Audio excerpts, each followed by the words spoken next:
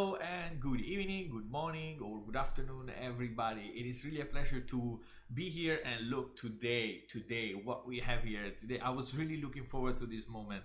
Absolutely. I think we have a stellar guest today here at Tvori.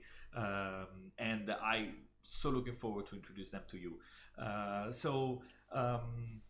Why don't we do with a quick round? Right, guys, why don't you introduce yourself so that I don't make mistakes. Go ahead, Daniela. Why don't you introduce you first? Hi, I'm Daniela, co-founder and CXO of Gravity Sketch. And so what do we do in Gravity Sketch in case you guys don't know about it? We are a design and collaboration platform that empowers creative teams to create and communicate around three-dimensional concepts from anywhere, anytime. And we mainly work with the industrial design, product design industries, whether it's automotive design, footwear, other product design use cases, as well as entertainment. So the idea here is to allow people to just basically, in a very quick and intuitive way, empower them to create a three-dimensional idea. Great. I think the creativity is one of the things that we're going to hear very often throughout this hour. Johan, what about you? My name is Johan Hanegaaf. I'm the co-founder and head of product of Arkio. My background is in architecture. I specialized in design technology and using BIM, computational design, all sorts of technologies when I started my career at Meccano Architects. I've been working on theaters, museums, railway stations across Europe, Asia, and America. But 3 years ago, I joined a startup in Iceland working on a new tool, Archaeo. I can show a little video about it if we want. If we don't want, I can just talk about it. Of course. Now you cannot tease us and not show us the video. No, show us something. Let's do that. So I have the video over here. So Archaeo is a collaborative design tool for buildings, urban plans, and interiors. It works on VR, desktop, and mobile devices. And in Archaeo, you can jump inside your model, work with smart volumetric components that can be grabbed, stretched, glued with your hands like physical building blocks. So it's basically like physical modeling for architects. You can join together with other people in the spatial designs and create architecture or other spatial designs. So we have some game designers, set designers, stage designers. They're trying out the app. You can load models from popular design tools like Revit, Rhino, SketchUp, and BIM 360, sketch new designs on top of that model in 3D, and work on different devices together, making new suggestions on that model. And so we support several devices, and here you can see that we are working with smart geometry. So you can add areas, and that automatically updates in real time. And this information can all be exported back to traditional design tools like Revit and Autodesk. So designers can continue directly their work there. I think that's good, and that showing that multi-platform support is something that I'm certainly going to ask something later, because it is really interesting to know how people are approaching a new technology and then already dealing with such level of complexity that is supposed to simplify their life, right? And the way they interact. But is that the case? We're really curious about that, Johan. And Inga, please introduce yourself. And Tori, of course. Hello, everybody. I'm very honored to be here with you. Thanks, Daniel, and joining. I'm Inga, CEO and co-founder of Tvori. The first words will be kind of similar to what it's also a collaborative design platform to prototype spatial apps. But all of us, we have, let's say, the focus, and we have like the major expertise which make us different. And I really feel much more complementary than competing apps. So the DNA of Tvori is showing that design in motion, right, in function. So you can, for example, model your thing in Gravity Sketch, bring that in Tvori, and then open how these new doors should open, or how the new interior of the car and interactions inside should happen. So our focus is showing things in motion, either with animation when you kind of simulate this behavior, or real interactivity system. So when you can push buttons and you can test that usability perspective. So it's for any type of spatial apps. And by spatial, we mean not only VR and AR games and apps, it's also anything where we have the user, we have the environment around that user. That's important for our case, like surroundings, and we have interfaces that the user is interacting with that environment. So, and we want to tell that user experience story. So focus on product teams. So with product teams, meaning that we have the product owner, we have design team, we have developers and clients, validating the idea as early as possible to fail fast and win with the most appropriate product design and product idea overall. So in short, that's it. I think that's good. It was a great, I think everybody gave a very quick introduction. And I think what I want to encourage everybody that is listening, guys, it's not going to be very often that you get 3 leaders in the industry like this to actually ask questions. So take advantage of it. And I will, because the questions that we agreed are some of my own curiosity, to be honest. So please take advantage of this, because it's not going to happen very often. So and probably we like it and do it every Friday, Gabriel. So okay. Why not? Who knows? Maybe we could meet in each other's apps and then do something together. I mean, I am totally open to this, and this is really shows something. You know, I think it's really important that how things that might look so different in some other world you might see as this competition. Instead, I see really this complementary aspect of them, and because I have used those apps, I've used Gravity Sketch, Tvori, and Arkio.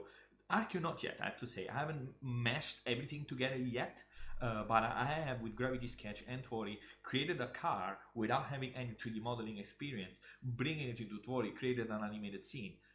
It's just so much fun and it's so much empowering. And this is some of the things we're going to discuss today. So why don't we start with a question for Inga?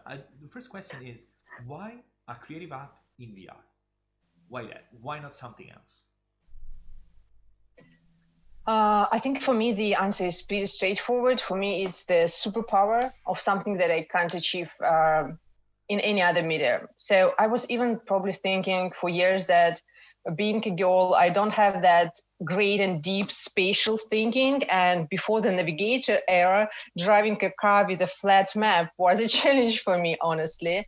So, and then also my passion to tell more touching stories, like when I'm pitching stuff, when I used to work in corporations for quite some years, and was a little bit tired of those PowerPoints and G slides over and over again. So storytelling and the way to do it differently, to do it more vivid, was my superpower that VR unlocked for me.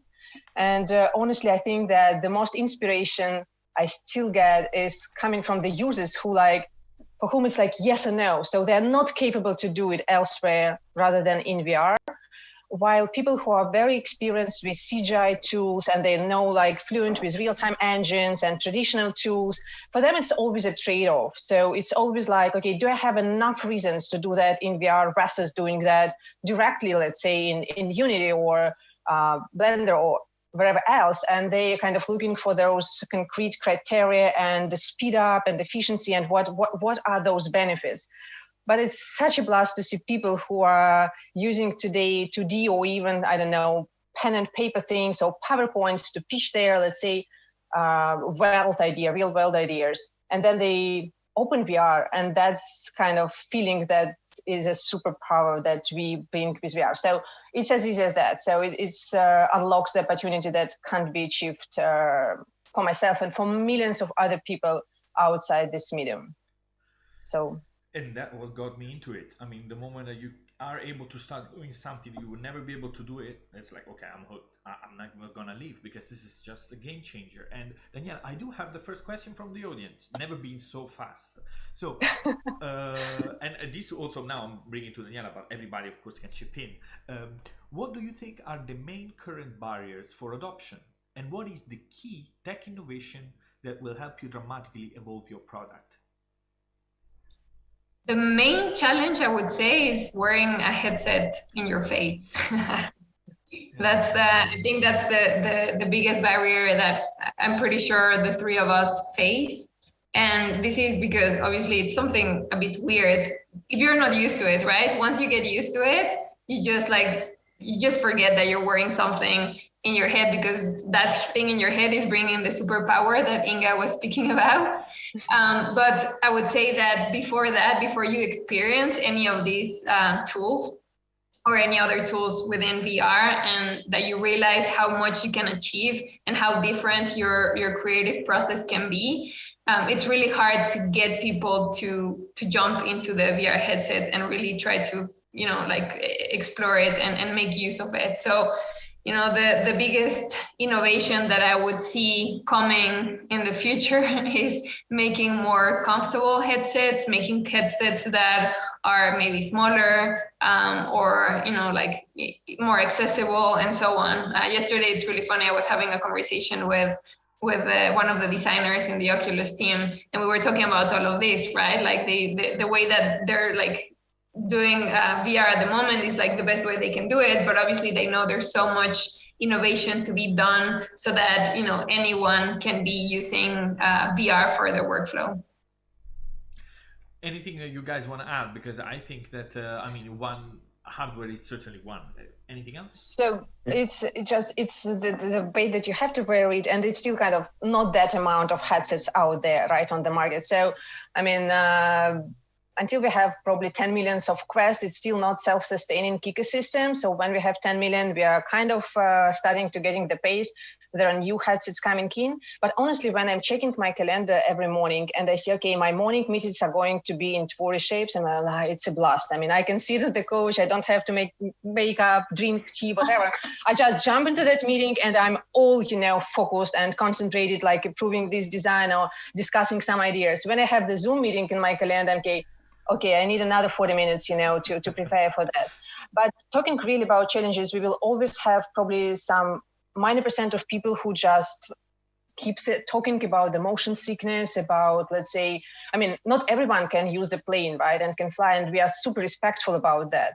But I think it's already happening. The resolution is a kind of really top notch. It's becoming much more comfortable, the field of view, the weight of headset, and probably it takes another couple of years when we really have those masses to join. But again, wearing a headset is limitation, but for me, it's also escaping.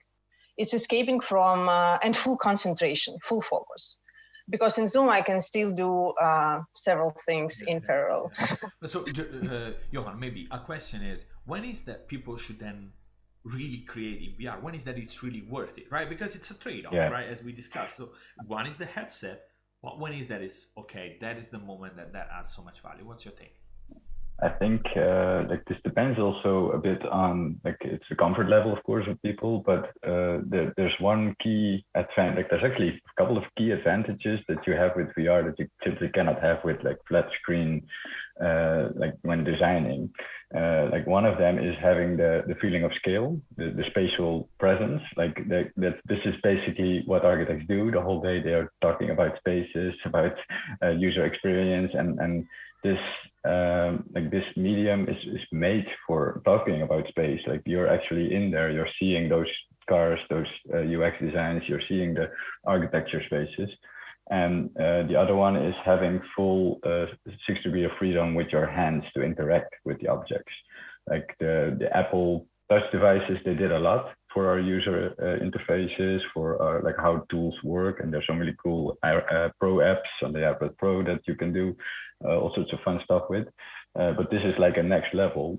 You're getting that flat screen, you're getting away from the planes, and you're actually getting in there with your hands and doing things with your hands, which is a lot more easy for people to understand because it's closer to what we are already familiar with. Yeah. Actually, I've also got a point from Dan Gamval, I think. Sorry if I pronounce your name wrongly, but he says, when I hear you talk, you are almost exclusively talking about VR or AR. But isn't the collaborative aspect, mobile, tablet, desktop, the most interesting one? So the point is that, Johan, in the video that you showed, you clearly show that you have this multi-platform support, right? Would you still call collaboration? I mean, is that still collaboration? How are people using it? Because we are now transitioning to that topic. Maybe, why don't you tell us your experience with Arkio using that on multiple platforms? So we also saw the problem, or like it's a problem. It's a new industry, so these devices are not on everyone's desk yet. So like to get the tools out there, especially when you're talking about collaboration, to educate the rest of the users out there that still use flat screen devices that this is possible. I think it's important that they also have access to that platform, and then they can see how people are using it in VR and how much faster they are in VR to just like collaborate with them. Because I think it will still be a couple of years before these devices will be on like everyone's desk, and every office will buy some of those. But I think offering something that both allows people to join from 2D and from the full 3D experience, it's a good way to bridge those years of adaptation that we're still. So it's more like a facilitation, right? It's but then would you say that how much value there is still in joining from a tablet? Your own personal perspective, right?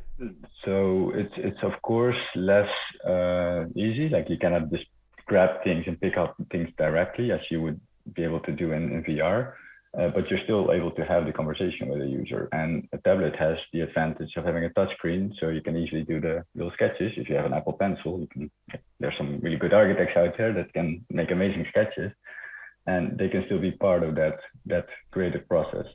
And I think that's also something that you see with other tools. Like they might not run the best on an iPad, like those tools, but they are still there as like a smaller version or a viewer, like an Elements version, to still allow people to join it and not completely exclude them from having the same fun. So I do have instead other questions for Daniela and Inga. I think that because we see there some similarities, and that each of the design application have different ways of doing some rather common task, right? I mean, like zooming, grabbing, manipulating object. Do you anticipate a convergence with all of the VR tools to a common UI, so that common tasks are done in a similar to the let's say ubiquitousness of copy paste undo? How are we gonna do this? Because it's tough, right? User wants something, but then they want something that perfectly match what they want to do, right? And then how Daniela, look, I don't want to answer because I have no idea how to answer, so I'm going to leave you in a tough spot. Inga and Daniela, I don't know who wants to take this. I think that's a great question, because like we're the first ones attempting to do any of these UX, right? So the fact that we are the first ones, it means that we're all trying to figure it out, and probably and obviously doing things in a slightly different way. There are some similarities starting to happen in some different experiences, but in most of them you have different ways to go about something. And even though we're all trying to make it really intuitive, it makes it counterintuitive once you learn how to use one tool and then jump into another one, because you're trying to like just bring what you did in that other software into the next one, and realize that maybe navigating is different, or copying, or like moving something around and so on. It might be like clicking different buttons and so on. Like something to think about is that the experiences that we use on flat screens have been progressively improving through many decades, right? It's not something that from one day to the other everything was working the same way. And so for VR and for spatial experiences, we're going to have to go through the same process, obviously not in such a lengthy process, but I think there's a lot of things that everyone is proposing, and little by little we're going to start identifying which ones are the best ways to go about an interaction and so on, and then all of us adopt it. But right now I agree, it's kind of like all over the place. Let's see how quickly we start converging into the same interactions. Maybe we need to be having more conversations like this one, so that some open organization to agree, let's say, on the best practices around UI UX.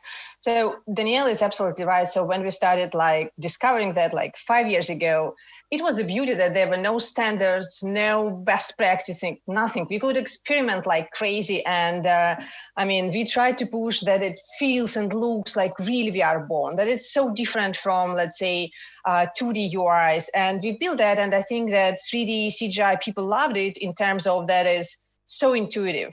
But I mean, I think we didn't have that much success with designers whose mental model is still kind of, they're very familiar with 2D tools and 3D tools, and they want to be consistent whether they work with their current pipeline and today's pipeline. And honestly, we had to really rethink the UI UX in Tvori shapes a lot.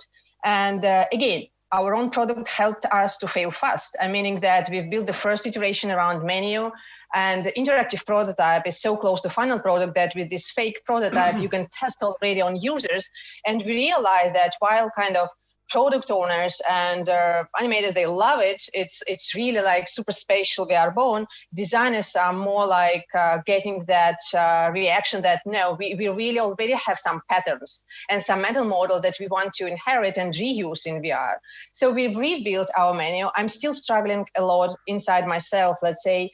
There is such a huge push, you know, to, let's say, people are expecting to have, let's say, 2D icons in VR a lot. Like, let's look at Oculus Home, for example. So that's expectation, and that's what people like.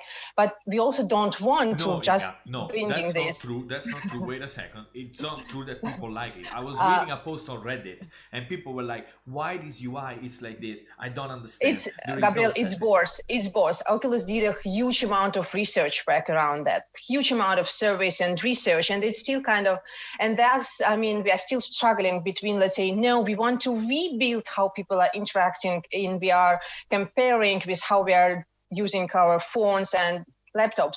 But at the same time, we want to have adoption. We want to retain people. We want them to be comfortable and not using every time, like they build their model in Gravity Sketch, they spend like hours building it, they're happy, they're bringing that in 4D shapes. Now they want to bring interactions, and they shouldn't like learn all the interactions from scratch, right? So if we want to achieve that all in VR pipeline. So there is a lot of synchronization should happening. I think we shouldn't compromise too much, let's say, on reusing traditional UIs. We really have to be innovative, but probably kind of there is some balance in here. It's very challenging. We are still struggling for our UI UX. We're testing that a lot. And sometimes we have to agree for the probably solution that is not that inspiring for us as a team, but this is something that is already a breaking mental model and paradigm in the community, because some standards are already appearing, and I think Gravity Sketch did a great job, and designers thinking models really kind of thankful for that type of UI. Yeah. So, guys, questions are piling in, so I'm gonna try to do my best. So forget about what if anything we have sent, because there is gonna be enough to talk about.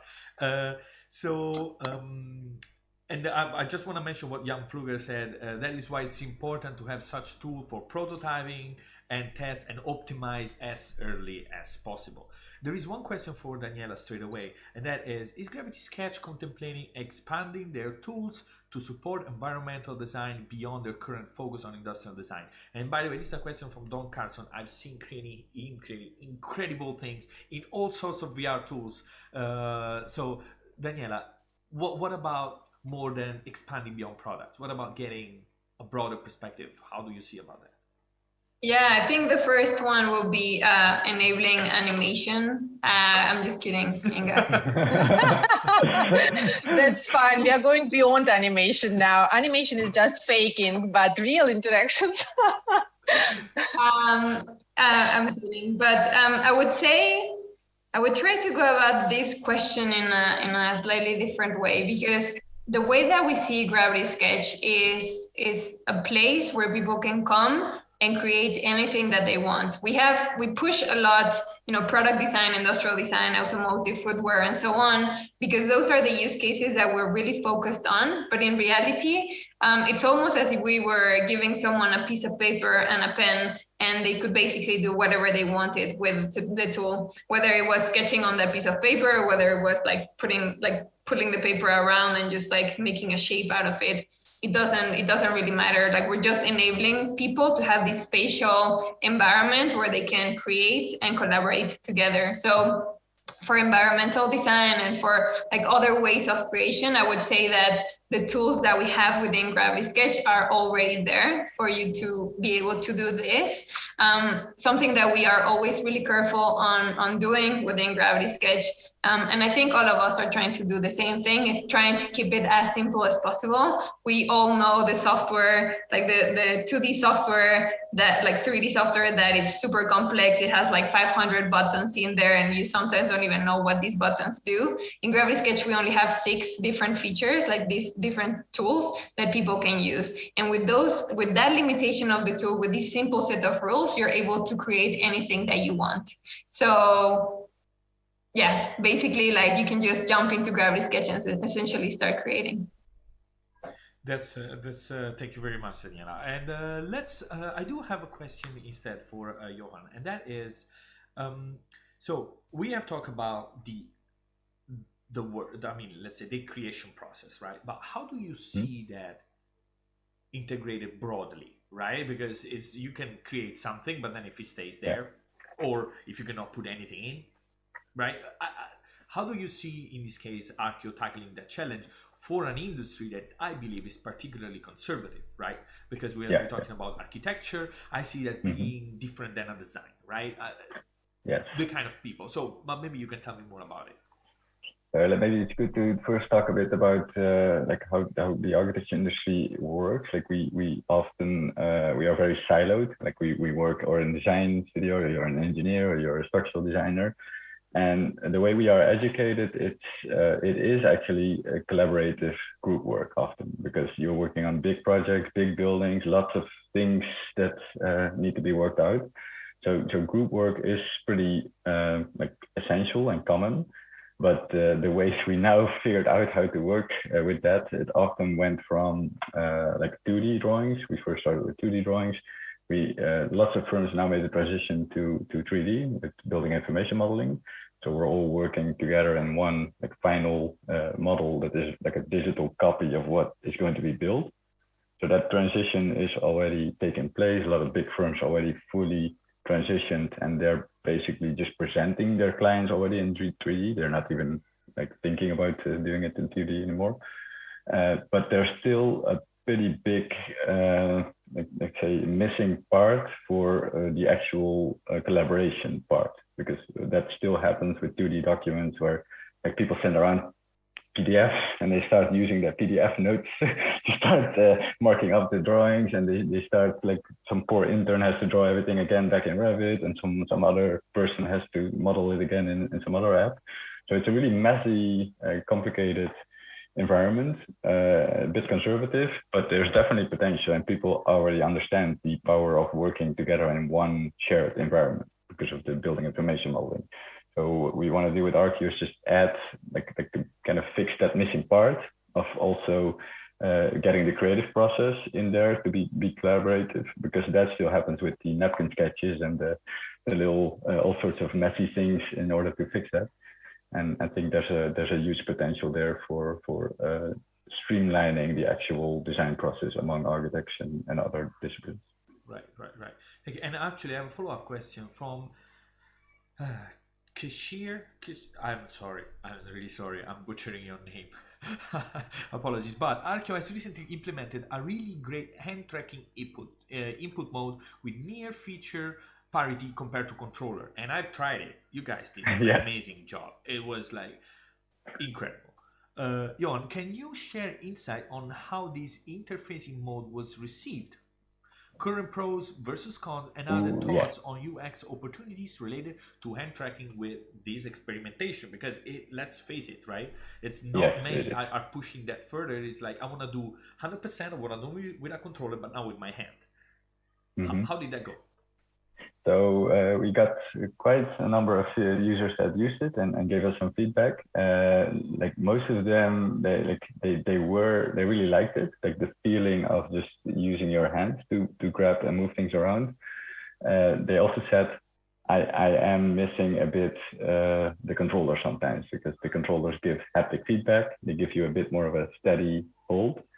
And so we had mixed users that went like, wow, this is the best thing I ever did as a designer. Like I can fully grab and do everything without like holding anything.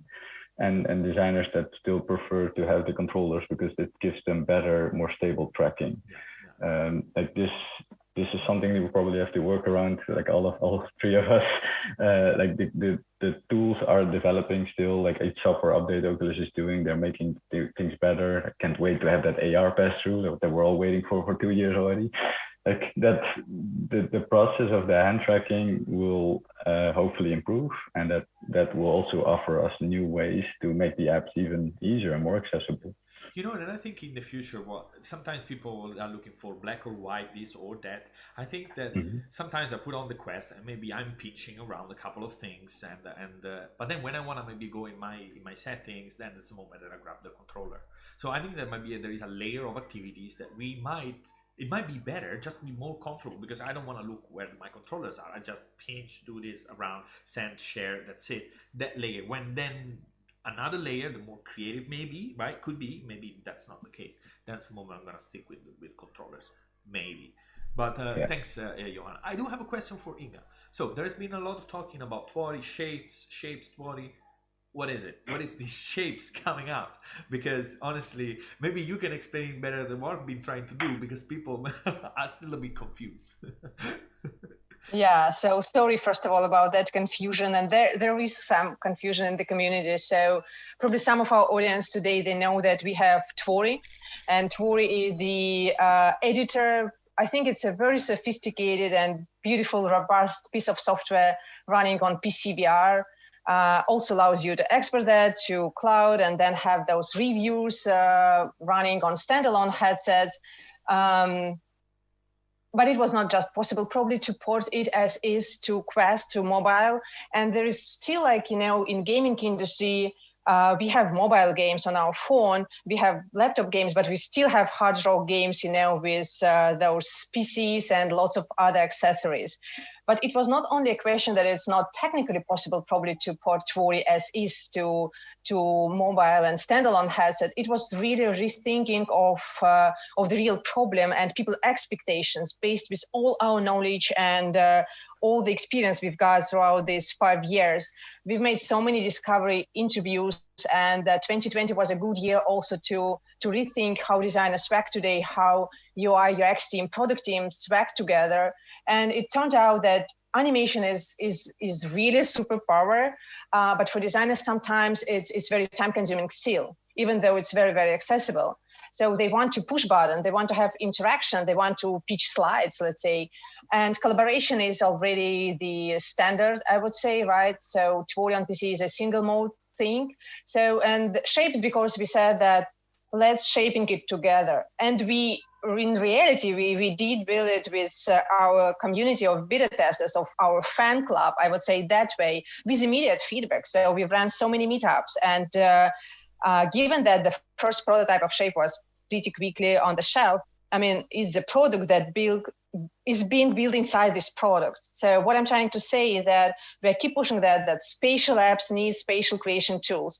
If I keep using for design of our own apps and our own products, flat screen tools, if we are using, let's say, Mira boards to meet for the brainstorming, or Figma Jam for brainstorming, then we use Figma for something else, then we do something, let's say, in Blender, finally we assemble that in Unity. Take it, this is our beautiful VR game. I think, and I don't believe in this future. I believe in the future that we start our brainstorming being in VR together, because from scratch, spatial app, not only VR, AR, I mean, any real world product, you come up with very different ideas, even at the stage of ideation and brainstorming in space.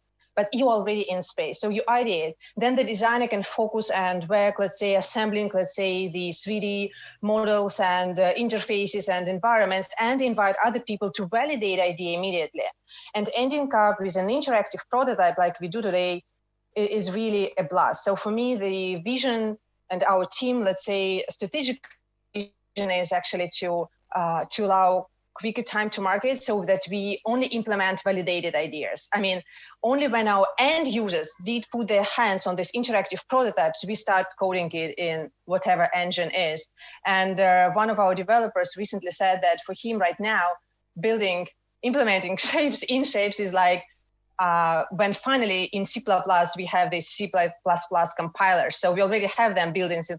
So what I'm trying to say is that he can see step-by-step stages of the product, how this exact feature should work in this interactive prototype.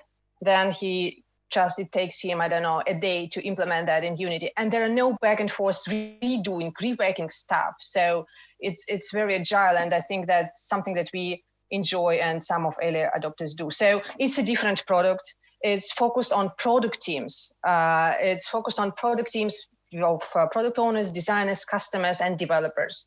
It's collaborative. It's multi-user. It's co-editing, co-creation together, and but with the same DNA, showing stuff in motion and function with animation or interactivity. So it's still the focus, and that's why I see opportunities to integrate that with any other VR app out there. So you can still model and sculpt in your favorite VR tool, whether that's Gravity Sketch or and then bring that in Tvori and do the rest of the thing. So that's and by the way, you did ask where VR does work and where VR does not work. We don't want also to kind of overestimate and over promising. I still think that VR is not for final production, right? So it's still not for the final product building, but we can go push it much further today. And you already can only implement the validated idea idea that you have approved from your end users, from stakeholders, from everyone before you start writing the code. So this is actually, I think you answered already partially what is one of the questions came from the audience, and he said, how would you respond to a designer saying that the design tools in VR result in designs that are too simplified and not detailed enough?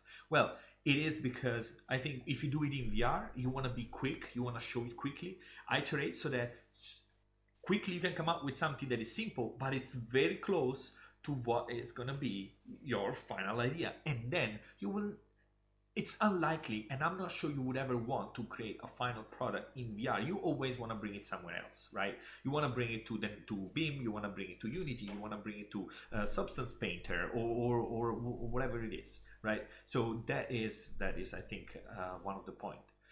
I remember our meeting with Danielle in London, and I'm still thankful for that meeting because for me it was inspiring. It was 2 years old, Tvori probably 3 or 4 years, Gravity Sketch, I don't know, it was a couple of 3 years ago. And then she told me, I said, you know, people are coming to us and saying like they expect Maya in VR, or they expect, let's say now, like Unity in VR or whatever. And she said, yes, and people expect CAD in VR. That's totally fine. This is not something that we are building here. I mean, we allow people to be super efficient, super quick, and and test as soon as possible, to fail fast, because this is also the problem of any product team, including cars. We want to fail fast. We want to understand, what we did wrong. So to redo it, that we still have enough runway to really work on our mission, right? So that's... Daniela, I do have a different question now, and I've been attending a lot of your live webinar and meetups, and I see very often in the chat always come up with questions and requests from users. For example, when are you going to add Boolean? When are you going to add surface thickness? And it does make sense. I also, when I was trying to make a surface, make it thick, I'm like, I wish there was just a slider, suck, now this is thicker, right? But that's not easy. Right. There are very tough computational challenges that you guys encountered. I've seen you have mathematicians in your team. So how are you tackling this problem nowadays? I think it aligns really well with what Inga just said. And by the way, thank you for saying all of those nice things. But I would say, yes, there's a lot of things that Gravity Sketch could do, and a lot of things that any of our softwares could do, right? Possibilities are endless because you can just put it into the tool and make it happen, right? I think it's about prioritization sometimes. Sometimes we don't really have the time to put everything in there, but also sometimes it's making real decisions in terms of like the direction of the software and what do we want to enable our users to achieve. And the simpler we make the tool, the more they will be able to achieve. So that's one answer to go about this. But in terms of like all the complex geometry that is happening within Gravity Sketch, there is a lot of complexity within the geometry. And every single day we're working to make it more robust to be able to create, you know, complex geometry, but also to be able to make it like faster, more efficient. And that's one of the reasons why we have you know, mathematicians coming on board, physicists coming on board into Gravity Sketch to be able to create the geometry, almost making it, for us, it's always about making the tool invisible, making it really easy for people to just create whatever they want and not have to worry about what they are creating. And we're still not there yet. Like, people are still having to worry about, you know, if they're going to be creating a very big scene, you know, maybe the quest is not going to be enough for them, and they're going to have to use a computer to be able to create even more complex geometry. But also what's happening when you have people in different parts of the world creating or having review sessions in these virtual studios, where there's a lot of different geometry and content within the app, and you need everyone to be talking and communicating about the same exact thing, without any delay, without people getting dizzy, without, you know, like all the different challenges that we face within VR. And that's the reason why, you know, why we bring mathematicians, but also one of the reasons why we are so careful in the geometry that we bring into the app. Dan, just loved your answer, Daniela. And there is hi, Daniela, how does one make contact with you? Would we be able to have a contact email address, please? How would you suggest people to get in touch? It's Stan the Violence. I'm not sure. But what would be the best way to contact you? I think the best way is just on Instagram, Daniela_Gravity Sketch. You got it. So we have been talking about integration within your workflows, and this is a question maybe for Jovan, and is, do you ever see like a pipeline where you hop between VR application? Like, do you think that would add value? What's your take?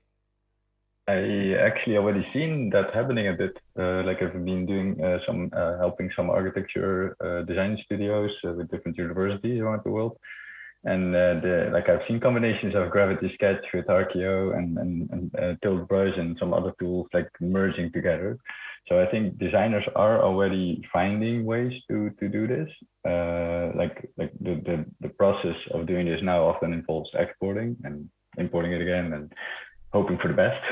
I think having closer integrations would definitely be something that would be also interesting for us at some point. We are heavily focusing on architectural geometry, on architectural components and things that are most needed on our end. We are facing with the same problems as Daniela just described. Like, people want to fully model buildings like Revit already in Archaeo. This needs some years for us to get to that point.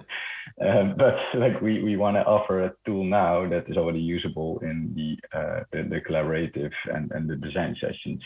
And I think the only way you can get adaption is also be open about this and collaborate with tools like Revit and Rhino, and that's why we built these plugins. And I can definitely see something like that going on with other VR apps. And we cannot solve it all. I think also that sometimes people say, so, yeah, it seems like they want to complete a whole workflow within an app, right? But then you check how people currently work, and it's not how they work now. Right, and also right now, people use 10,000 different software, right? So why now you expect to do everything in one app, right? I mean, it doesn't make sense. That's Daniela. Yeah, there's this idea, and little by little things are starting to change. But like, the fact that we are an app for VR, it just makes it like, puts us in a bubble, like in a capsule, that we are the same, and we're not the same. We all are trying to like solve very different things. But the fact that it's on VR, it just makes people just kind of like block themselves from thinking that it's the same and we should be competing. But in reality, we are helping each other, right? That's why we're here. We're building an ecosystem that allows people to create spatially.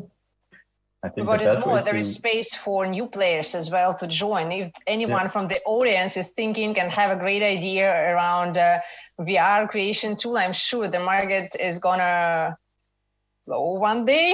Yeah, it's so, and there is enough sport for more players. Yeah, I mean, let's be honest, right? I mean, we are in a moment where people are going back to their own workplace, and still, what's gonna happen is that there are going to be 2 people in the office, 3 people are going to be somewhere else, someone completely relocated, so he's on a different time zone, right? I mean, let's be honest, this is going to be the truth.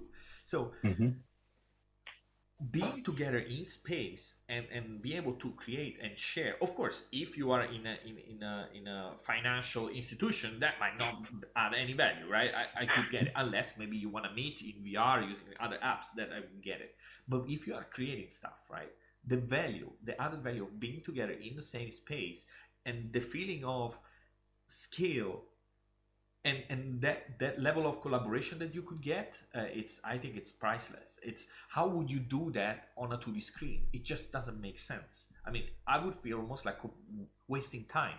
So I think that we're saying that it's gonna grow. I think that the need also are gonna change, and they are gonna change very fast, because this transition is gonna happen in the coming months, right? And we have seen how fast things have changed within 1 year. So the new world, this new way of teams being together, they will realize that there needs new tool, new way of working, and I really believe in some shape or form. And with standalone, it's so accessible today. I mean, yes, when we started and you need this VR setup, I was traveling like with 12 kilos back, carrying the base station, the headset, and then the laptop MSI and the charger, which is half kilo. And today I was running through one meeting to another, and I see it's very light. I mean, I have 2 headsets in my bag, actually, 2 Quests, to show how collaboration works. And it's so light. I mean, it's so accessible. And what I'm trying to say is that there is nothing that should stop, companies to make this fashion for being effective, for being productive, and not kind of first discuss that in let's say in Zoom for about 1 hour, then go to do something, then expertise. You really can be effective from minute 1 of the ideation process, or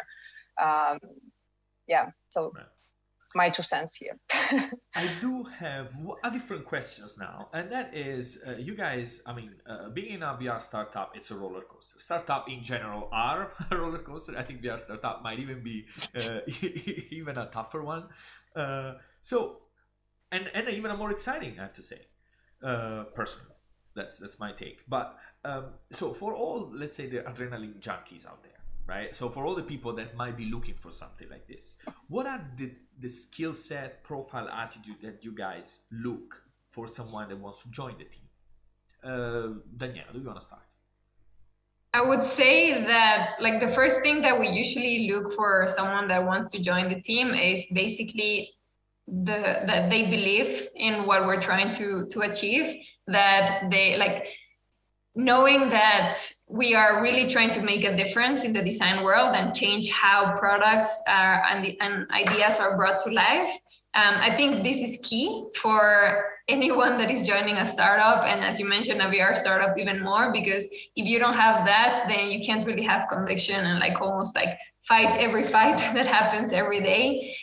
In the VR industry, we're always almost trying to, like, we're almost swimming against the current constantly. We're trying to convince people that this is a thing, that they need to be jumping into these headsets and like adopting a whole new way of working. Also, we're trying to, like, we're challenging the way that people have been designing for many years, and that's not easy. So having people that first are going to wake up every single morning super excited that they're going to make a change in the world, but also people that want to be really hands-on and really try to figure out what is next, what do we have to solve, what do we have to do, take ownership of what they're doing, and be propositive, be the people that are really driving the change within the company. I think it is something that it applies to every single startup, right? You're not You're not going to have anyone that it's kind of like driving you. You should be driving and pushing the team as well.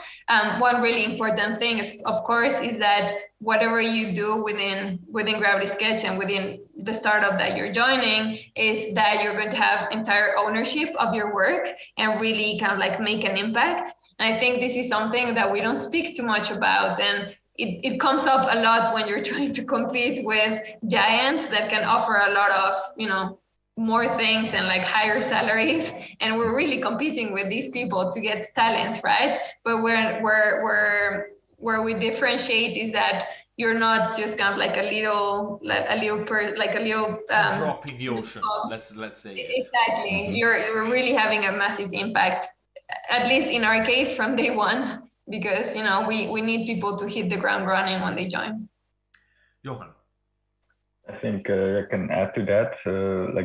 Like there's so much room for innovation because this is also new still, and that's something that there's some people that are really looking for that and that are open to that, and they wanna like completely rethink how the system would work in like having a 3D architecture software in VR. And like we spend a lot of time, I think all three of us spend a lot of time on the user interface, and like this is something that that we also looking for in people that have good ideas about how this could actually work. They maybe already have some experience with CAD and BIM tools, and they already understand the complexity of working with those tools, because that really helps in understanding the users that are going to use these kind of tools as well. And I think next to that, just like a passion for it, believing in it, really seeing like where you stand in 3-4 years, like you actually did that part of the help in the software and take ownership, like Daniela said. So before Inga, I also want to give you, of course, the chance to answer. I want to remind everybody to ask questions. We just have 10 more minutes. So if you have any pressing thing, please go ahead, ask your last questions. But Inga.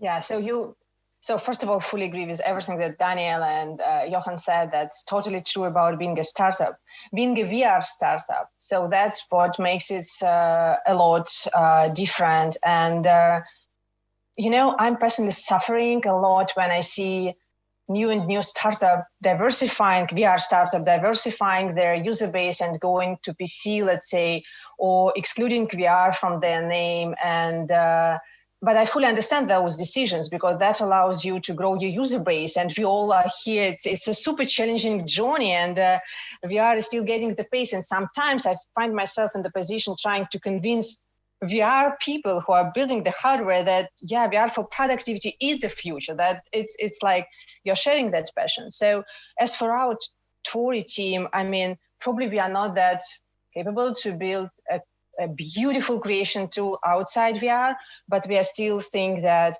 the creation should happen in VR.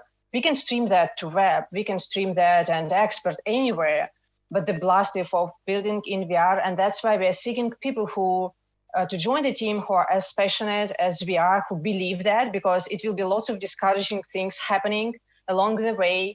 And it's important that people are sharing that, that feeling of creating in VR is a blast. So that's it. I mean, I would admire people who are capable to build such beautiful products outside VR for 3D on flat screen. I mean, that would be definitely also the amazing thing. Of course, self-conscious and very self-sufficiency of people, because we at least are still relatively small and you're wearing lots of hats. Even if you're a computer scientist, software developer, mathematician, you're still kind of wearing several hats, and you have to be responsible because there is definitely no micromanagement in a startup, and a high level of responsibility.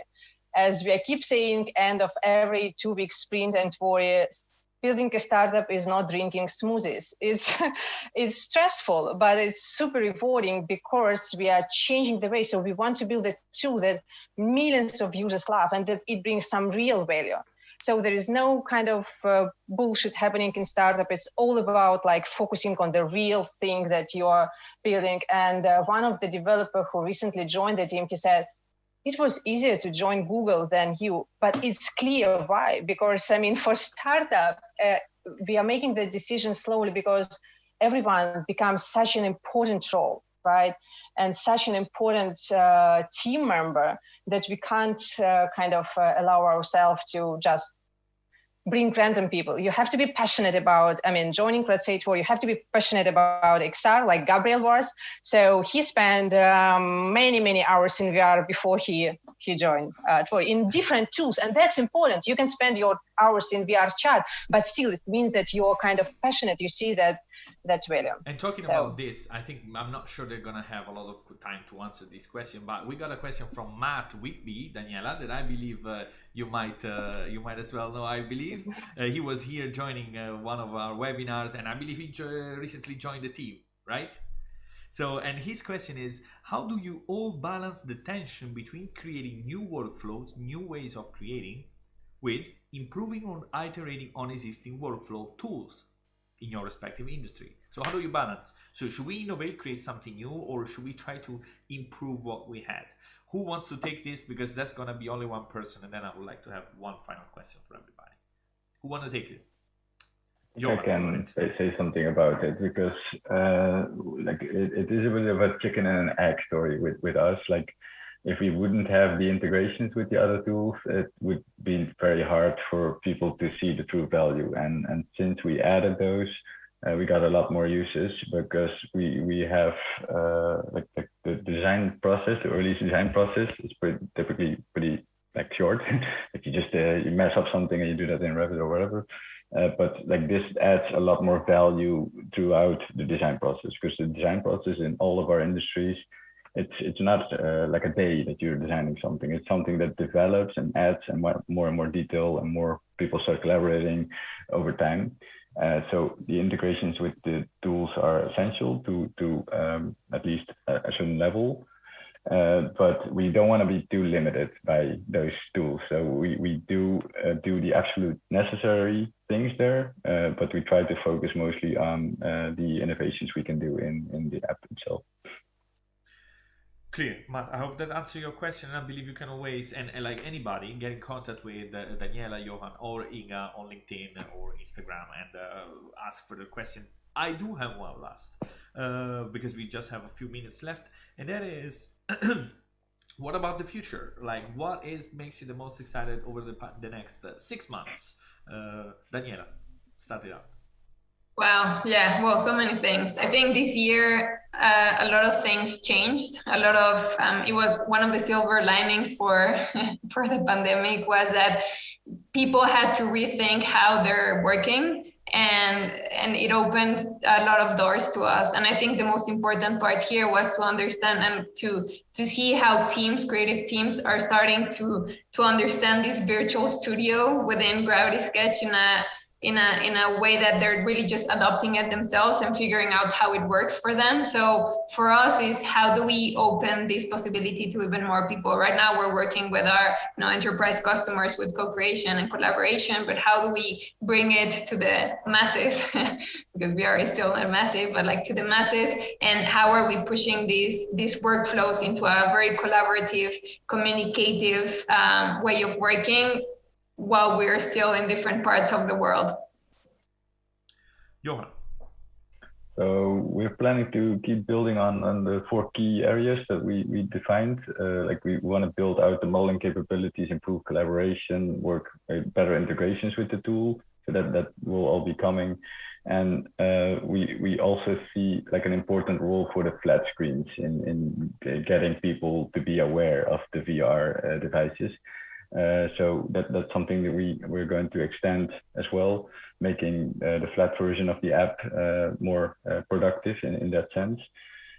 What I'm most excited about, it's like we built Arkio to be very experimental and scalable, and I can't wait to finally add some of that smartness of reusable components and like automatic systems in there, so we can really show that power to the users, because that will really open a lot of eyes, I think, when they compare it to other tools. Good point. Inga. So these 6 months are going to be quite important. We will be releasing Tvori shapes to Quest officially, on Quest Store. And we are keep working with our beta community, and I'm so grateful to every beta user and early adopters who are sharing the feedback. We are shaping it together and keep saying that, and your feedback is just invaluable, and just join. I mean, we are still on this journey before the release, iterating fast and implementing your feedbacks. We talked a lot about integration, so keep working on importing and different type of integrations with probably even traditional pipelines, and exporting is important, streaming to web. We have this hypothesis that interactivity makes the difference, that building those interactive slides is important for you, the pre-sales to pitch to your customers, or the designer to pitch to developers. We want to prove this hypothesis, so we want to get that feedback from users to understand if that's really the powerful, if that the killing feature. So join this and help us further understand how deep you want to go with interactivity system and going to nonlinear interactions and all that stuff. So it's very exciting. So I do hope that you think of that as the not just profession of the future, but sustainable future, because yeah, just like data science 15 years ago. So it will happen. I mean, we will have more and more practical use cases and everything. And if I might say then to everybody that is here joining, go to our website, subscribe, become a beta tester, and if you're using Gravity Sketch, I am sure that at some point you will manage to you will find a use in Tvori. If you're using Arkio, I am sure at some point you might find a use in Tvori, because at the end we are telling stories about people, we are telling stories about users, and products are not just something that stay there. They all have a story to tell, right? Spaces, interfaces, products, they all have stories, and in general these are all things that gets together, and that's what really gets me excited. Guys, I think we are done. I've seen some great comments from people, really thankful for being here, and I personally want to thank everybody, you especially, for this great talk. It was really an honor and a pleasure. Thank you very much. Thanks everybody online, and hope to see you around. Stick around, there might be other great things coming up your ways. Bye bye, guys. Thank you, Daniela. Thank you, Johan. Thank you, Gabriel. It was a pleasure. Bye. Thank you. Bye-bye. And we are good.